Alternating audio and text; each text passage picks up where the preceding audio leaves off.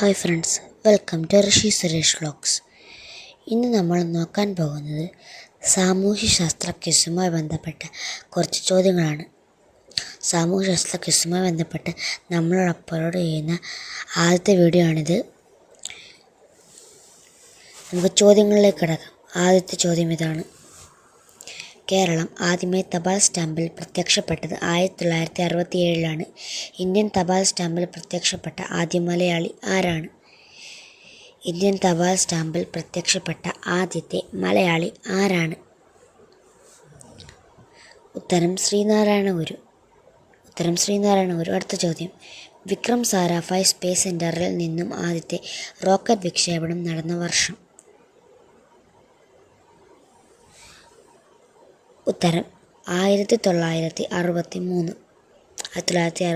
അടുത്ത ചോദ്യം: ഉദയസൂര്യൻ്റെ കിരണങ്ങൾ ഏറ്റവും ആദ്യം വന്ന് പതിക്കുന്ന ഇന്ത്യൻ സംസ്ഥാനം ഏതാണ്? ഉത്തരം അരുണാചൽ പ്രദേശ്. ഉദയസൂര്യൻ്റെ കിരണങ്ങൾ വന്നടിക്കുന്ന ആദ്യത്തെ സംസ്ഥാനം അരുണാചൽ പ്രദേശ്. അടുത്ത ചോദ്യം: സ്വതന്ത്ര ഇന്ത്യയിലെ ആദ്യത്തെ ഇന്ത്യക്കാരനായ ഗവർണർ ജനറൽ ആര്? ഉത്തരം സി രാജഗോപാലാചാരി. നമുക്ക് അടുത്ത ചോദ്യത്തിലേക്ക് കടക്കാം. അടുത്ത ചോദ്യം: ഇന്ത്യൻ ഭരണഘടനയിൽ മൗലിക അവകാശങ്ങൾ എന്ന ആശയം ഇന്ത്യ സ്വീകരിച്ചത് ഏത് രാജ്യത്തിൽ നിന്നുമാണ്?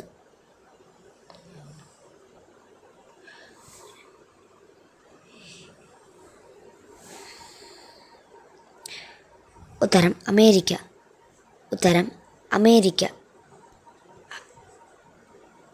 അടുത്ത ചോദ്യം: മലയാളത്തിലെ ആദ്യത്തെ നോവൽ ഏതാണ്? മലയാളത്തിലെ ആദ്യത്തെ ചരിത്ര നോവൽ ഏതാണ്? ഉത്തരം മാർത്താണ്ഡവർമ്മ. മാർത്താണ്ഡവർമ്മയാണ് മലയാളത്തിലെ ആദ്യത്തെ ചരിത്ര നോവൽ. അടുത്ത ചോദ്യം: കേരളത്തിലെ ആദ്യത്തെ ജലവൈദ്യുത പദ്ധതി ഏതാണ്? നമ്മൾക്കെല്ലാവർക്കും അറിയാമായിരിക്കാം. ഉത്തരം പള്ളിവാസൽ.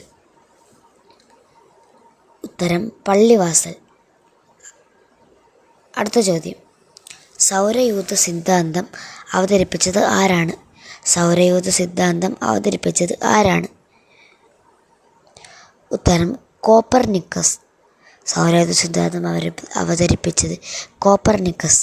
അടുത്ത ചോദ്യം: ആര്യ സമാജത്തിൻ്റെ സ്ഥാപകൻ ആര്? ഉത്തരം സ്വാമി ദയാനന്ദ സരസ്വതി. ആര്യ സമാജത്തിൻ്റെ സ്ഥാപകൻ. അടുത്ത ചോദ്യം: സമപന്തി ഭോജനം സംഘടിപ്പിച്ചത്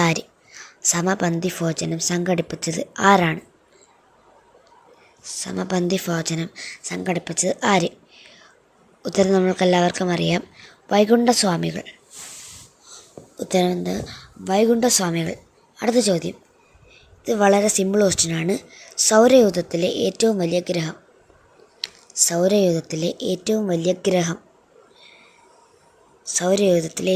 ഗ്രഹം. ഉത്തരം ഇതാണ്: വ്യാഴം അല്ലെങ്കിൽ ജൂപ്പിറ്റർ. അടുത്ത ചോദ്യം: ഇന്ത്യൻ നാഷണൽ കോൺഗ്രസ് രൂപീകരിച്ചത് ആരാണ്? ഇന്ത്യൻ നാഷണൽ കോൺഗ്രസിൻ്റെ സ്ഥാപകൻ രൂപീകരിച്ചത് ആരാണ്? ഉത്തരം A O. Hume. Allan Octavian Hume. അടുത്ത ചോദ്യം: വേലുത്തമ്പി ദളവ ചരിത്ര പ്രസിദ്ധമായ കുണ്ടറ വിളംബരം പുറപ്പെടുവിച്ചത് എന്ന്? ഉത്തരം 1809 ജനുവരി 11. അടുത്ത ചോദ്യം: ബംഗാൾ വിഭജനം നടന്നത് എന്നാണ്? ഏത് വർഷമാണ്? ഉത്തരം 1905. സെൻറ്റ് ആഞ്ചലോ കോട്ട സ്ഥിതി ചെയ്യുന്ന ജില്ല ഏതാണ്? Saint Angelo fort. ഉത്തരം കണ്ണൂർ. ഉത്തരം കണ്ണൂർ. അടുത്ത ചോദ്യം. ഇന്ത്യൻ നവോത്ഥാനത്തിൻ്റെ പിതാവ് എന്നറിയപ്പെടുന്നത് ആര്? ഇന്ത്യൻ നവോത്ഥാനത്തിൻ്റെ പിതാവ് എന്നറിയപ്പെടുന്നത് ആര്? ഉത്തരം രാജാറാം മോഹൻ റോയ്. ഉത്തരം രാജാറാം മോഹൻ റോയ്. അടുത്ത ചോദ്യം. ഇന്ത്യയിലെ ഏറ്റവും വലിയ മരുഭൂമി ഏത്? ഇന്ത്യയിലെ ഏറ്റവും വലിയ മരുഭൂമി ഏത്? ഇന്ത്യയിലെ ഏറ്റവും വലിയ മരുഭൂമി ഏത്? ഉത്തരം താർ മരുഭൂമി. ഉത്തരം താർ മരുഭൂമി. ഇന്ത്യയിലെ ഏറ്റവും വലിയ മരുഭൂമി താർ മരുഭൂമി. അടുത്ത ചോദ്യം. സ്വദേശാഭിമാനി പത്രം നിങ്ങളെല്ലാം കേട്ടിട്ടുണ്ടാവും. സ്വദേശാഭിമാനി പത്രത്തിൻ്റെ പത്രാധിപർ ആരായിരുന്നു? സ്വദേശാഭിമാനി പത്രത്തിൻ്റെ പത്രാധിപർ ആരായിരുന്നു? ഉത്തരം രാമകൃഷ്ണപിള്ള. ഉത്തരം രാമകൃഷ്ണപിള്ള. അടുത്ത ചോദ്യം. സൗരയൂഥത്തിലെ ഏറ്റവും ചെറിയ ഗ്രഹം?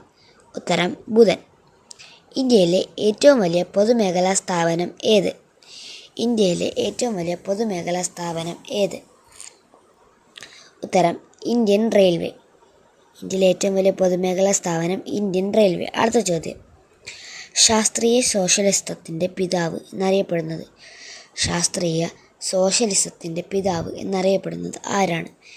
ഉത്തരം കാൾ മാർക്സ്. ഉത്തരം കാൾ മാർക്സ്. അടുത്ത ചോദ്യം. ബംഗാൾ വിഭജനം നടത്തിയ വൈസ്രോയ് ആര്? ബംഗാൾ വിഭജനം നടത്തിയ വൈസ്രോയ് ആര്? ഉത്തരം കഴ്സൺ പ്രഭു.